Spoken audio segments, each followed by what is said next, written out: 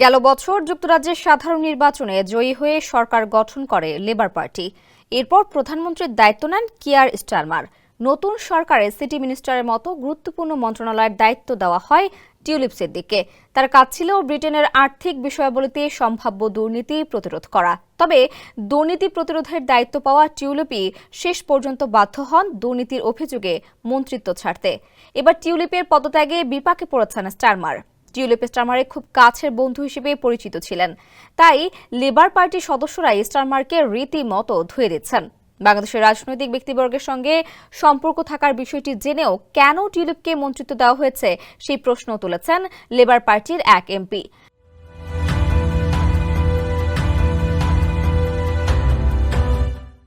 বাংলাদেশে ক্ষমতার পট পরিবর্তনের পর শেখ পরিবারের বিরুদ্ধে দুর্নীতির অভিযোগ সামনে আসতে থাকে।